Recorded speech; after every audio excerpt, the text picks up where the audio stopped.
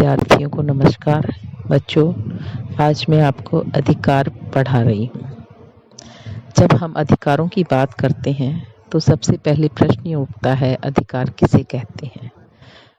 तो बच्चों, अधिकार हमारे सामाजिक जीवन की अनिवार्य आवश्यकताएं हैं, जिनके बिना न तो व्यक्ति अपने व्यक्तित्व का विकास कर सकता है और न ही समाज के लिए कोई उपयोगी कार्य कर सकता है।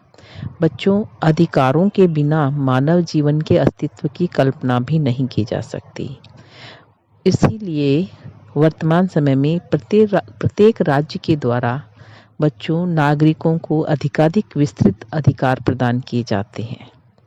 लास्की ने कहा है कि एक राज्य अपने नागरिकों को जिस प्रकार के अधिकार प्रदान करता है, उसी के आधार पर वह राज्य अच्छा या बुरा हो सकता है। सबसे पहले महत्वपूर्ण प्रश्न ये है कि अधिकार कहते किसे हैं। बच्चों, मनुष्य को प्रकृति के द्वारा विभिन्न प्रकार की शक्तियां प्रदान की गई है, लेकिन इन शक्तियों का स्वयं अपने और समाज के हित में उचित रूप से प्रयोग करने के लिए बच्चों मनुष्य को कुछ बाहरी सुविधाओं की भी आवश्यकता होती है। राज्य का महत्वपूर्ण लक्ष्य है कि व्यक्ति के व्यक्तित्व का सर्वांगीण विकास करना। इसीलिए राज्य के द्वारा व्यक्ति को ये सुविधाएं प्रदान की जाती हैं और राज्य के द्वारा व्यक्ति को प्रदान की जाने वाली इन बाहरी सुविधाओं का नाम ही अधिकार है। बच्चों, अधिकार का मतलब राज्य द्वारा व्यक्ति को दी गई कुछ कार्य करने की स्वतंत्रता या सकारात्मक सुविधाएं प्रदान करना है, जिससे व्यक्ति अपनी शारीरिक, मानसिक और नैतिक शक्तियों का पूर्ण विकास कर सके। विद्वानों ने अधिकारों के बारे में बहुत सारी परिभाषाएं दी है, जैसे कि लास्की ने कहा है कि अधिकार सामाजिक जीवन की वे परिस्थितियां हैं जिनके अभाव में सामान्यतः कोई भी व्यक्ति अपने व्यक्तित्व का विकास नहीं कर पाता है। इसी प्रकार से बोसांके ने कहा है, अधिकार वह मांग है जिसे समाज स्वीकार करता है और राज्य लागू करता है। इसके अलावा श्रीनिवास शास्त्री जी का कहना है कि अधिकार समुदाय के कानून द्वारा स्वीकृत वह व्यवस्था है या नीति है या नियम है जो नागरिक के सर्वोच्च नैतिक कल्याण में सहायक है। इस प्रकार बच्चों, ये जो परिभाषाएं हैं, इनके आधार पे हम अधिकारों के कुछ लक्षण भी बता सकते हैं, जैसे सामाजिक स्वरूप, कल्याणकारी स्वरूप, लोकहित में प्रयोग करना इनका, राज्य का संरक्षण प्रदान होना इनको, सार्वभौमिकता या सर्वव्यापकता। जब हम इसके सामाजिक स्वरूप की बात करते हैं तो इसका सर्वप्रथम लक्षण जो है वो ये है कि अधिकार के लिए सामाजिक स्वीकृति बहुत आवश्यक है। सामाजिक स्वीकृति के अभाव में व्यक्ति जिन शक्तियों का प्रयोग करता है वे अधिकार न होकर प्राकृतिक शक्तियां होती हैं। अधिकार तो राज्य द्वारा नागरिकों को प्रदान की जाने वाली स्वतंत्रता या सुविधा का नाम है और इस स्वतंत्रता या सुविधा की आवश्यकता तथा उपयोग समाज में ही संभव है। इसलिए समाज की स्वीकृति जो है इसके लिए बहुत जरूरी है। इसी प्रकार से दूसरा जो है वो है कल्याणकारी स्वरूप। अधिकारों के संबंध में व्यक्ति के व्यक्तित्व के विकास से, अधिकारों का संबंध जो है बच्चों वे व्यक्ति के व्यक्तित्व के विकास से होता है। इसीलिए अधिकार के रूप में केवल वे स्वतंत्रताएं या सुविधाएं ही प्रदान की जाती है जो व्यक्तित्व के विकास हेतु आवश्यक या उसमें सहायक हो। व्यक्ति को कभी भी वे अधिकार प्रदान नहीं किए जा सकते जो व्यक्ति के व्यक्तित्व के विकास में बाधक हो, जैसे मद्यपान, जुआ खेलना या आत्महत्या करना आदि।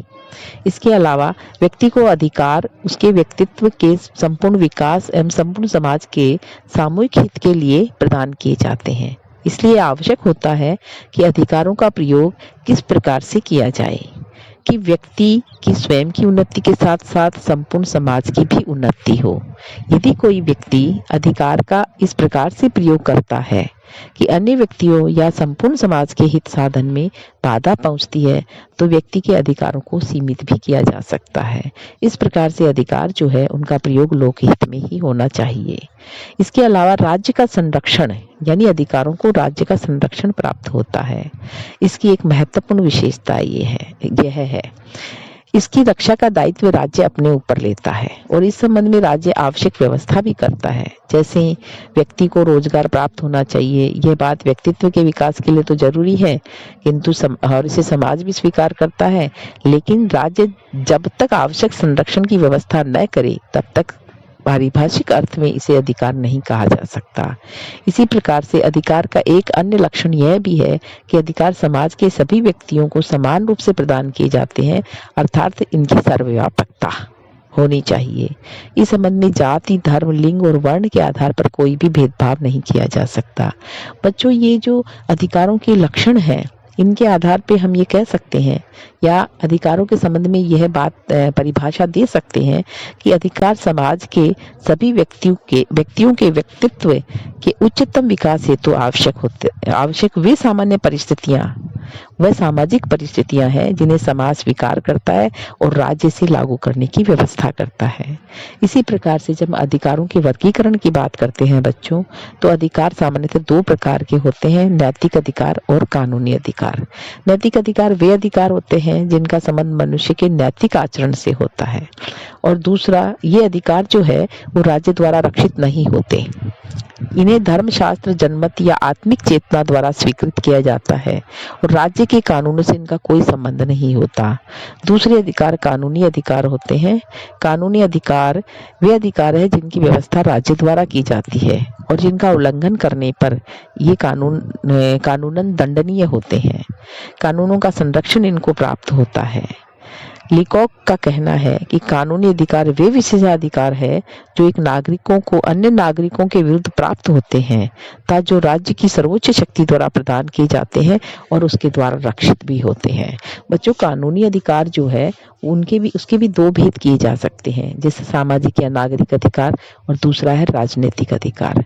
सामाजिक अधिकार या नागरिक अधिकार में हम समानता का अधिकार, राजनीतिक समानता का अधिकार, सामाजिक समानता का अधिकार, आर्थिक समानता का अधिकार ले सकते हैं। इसके अलावा स्वतंत्रता का अधिकार, जिसमें हम व्यक्तिगत स्वतंत्रता का अधिकार, विचार एवं अभिव्यक्ति की स्वतंत्रता का अधिकार, अंतःकरण की स्वतंत्रता का अधिकार, समुदाय निर्माण की स्वतंत्रता का अधिकार, इसके अलावा नैतिक स्वतंत्रता का अधिकार, और हम संपत्ति का अधिकार भी इसमें ले सकते हैं, जिसके अंतर्गत रोजगार का अधिकार है, शिक्षा का अधिकार है, जीवन का अधिकार है, परिवार का अधिकार है।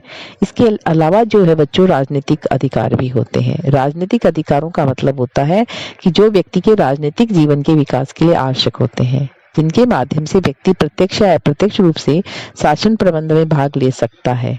इसलिए बच्चों, साधारणतया यह एक प्रजातांत्रिक राज्य द्वारा अपने नागरिकों को निम्न राजनीतिक अधिकार भी हम राज्य द्वारा प्रदान किए जाते हैं, जैसे मत देने का अधिकार। जनता मताधिकार के माध्यम से ही देश में के शासन में भाग लेती है और मतदान को प्रजातंत्र की आधारशिला कहा जाता है। वर्तमान समय में मताधिकार को अधिकाधिक व्यापक बनाने के लिए व्यापक बनाने के लिए अधिकांश देशों में वयस्क मताधिकार को भी अपना लिया गया है। इसके अलावा भारतीय सरकार के द्वारा समय समय पर 25 जनवरी को मतदान के प्रति जागरूक रहने के लिए शपथ भी दिलवाई जाती है। इसके अलावा निर्वाचित होने का अधिकार भी इसके अंतर्गत आता है। प्रजातंत्र में शासक और शासित होने का कोई भेद नहीं होता और योग्यता संबंधी कुछ प्रतिबंधों के साथ सभी नागरिकों को जनता के प्रतिनिधि के रूप में निर्वाचित होने का पूर्णतया अधिकार होता है। इस अधिकार के माध्यम से व्यक्ति देश की उन्नति में सक्रिय रूप से भाग ले सकता है। इसके अलावा बच्चों, सार्वजनिक पद ग्रहण करने का अधिकार भी है। व्यक्ति सार्वजनिक पद ग्रहण करने का अधिकार व्यक्ति को मिलना चाहिए। इस संबंध में योग्यता के अतिरिक्त अन्य किसी आधार पर भेदभाव नहीं किया जा सकता। आवेदन पत्र और सम्मति देने का अधिकार भी है। बच्चों, लोकतंत्र का आदर्श यह है कि शासन का संचालन जनहित में किया जाए। इसलिए नागरिकों को अपनी शिकायतें दूर करने या शासन को आवश्यक सम्मति प्रदान करने के लिए व्यक्तिगत या सामूहिक रूप से कार्यपालिका या व्यवस्थापिका अधिकारियों को प्रार्थना पत्र देने का अधिकार प्राप्त होना चाहिए। इसके अंतर्गत ही शासन की आलोचना का अधिकार भी बच्चों प्राप्त होना चाहिए। बच्चों, मैं आपको बीच में एक बात बता देती हूँ कि मैंने भारत राज्य द्वारा प्रदत्त जो मौलिक अधिकार है, या मैं कहूं कि संविधान द्वारा प्रदत्त जो मौलिक अधिकार हैं, उनके बारे में अलग से वीडियो बनाया है। वो वीडियो भी मैं आपको भेज रही हूं, उसको भी आप अच्छे से सुनिए और एग्जाम की तैयारी कीजिए। इसके अलावा बच्चों, राज्य के विरुद्ध विद्रोह करने का अधिकार की जब बात आती है तो साधारणतः ये प्रश्न किया जाता है कि क्या व्यक्ति राज्य के विरुद्ध विद्रोह करने का उसको अधिकार है या नहीं। और यदि इसका ये प्रयोग भी करता है तो किस सीमा तक और किन परिस्थितियों में इस अधिकार का प्रयोग किया जा सकता है या उपयोग किया जा सकता है। बच्चों, राज्य के प्रति भक्ति, राज्य की आज्ञाओं का पालन व्यक्ति का कानूनी कर्तव्य होता है और इसलिए व्यक्ति को राज्य के विरुद्ध विद्रोह का कानूनी अधिकार तो प्राप्त हो ही नहीं सकता, लेकिन व्यक्ति को राज्य के विरुद्ध विद्रोह का नैतिक अधिकार अवश्य प्राप्त होता है। इसका कारण यह है कि शासन के अस्तित्व का उद्देश्य जन इच्छा को कार्य रूप में परिणित करते हुए सामान्य कल्याण होता है और यदि शासन सामान्य कल्याण की साधना में असफल हो जाता है तो शासन जन इच्छा का प्रतिनिधित्व नहीं करता, तो उस शासन को अस्तित्व में बने रहने का कोई नैतिक अधिकार शेष नहीं रह जाता है। नागरिकों को इस प्रकार की सरकार को पदच्युत करने का अधिकार है और यदि संवैधानिक मार्ग से इच्छित परिवर्तन न किया जा सके तो व्यक्ति को अधिकार है कि वह शक्ति के आधार पर वांछित परिवर्तन करने का प्रयत्न करे। बच्चों, लास्की का कहना है कि नागरिकता व्यक्ति के विवेकपूर्ण निर्णय का जन कल्याण में प्रयोग है। ऐसी परिस्थितियों में बच्चों, यदि व्यक्ति को इस बात का विश्वास हो जाए कि विद्यमान शासन व्यवस्था सर्वमान्य के हित में कार्य नहीं कर सकती, तो राज्य के प्रति विद्रोह व्यक्ति का एक नैतिक अधिकार ही नहीं वरन एक नैतिक कर्तव्य भी हो जाता है। बच्चों, महात्मा गांधी ने भी कहा है कि व्यक्ति का सर्वोच्च कर्तव्य अपनी अंतरात्मा के प्रति होता है।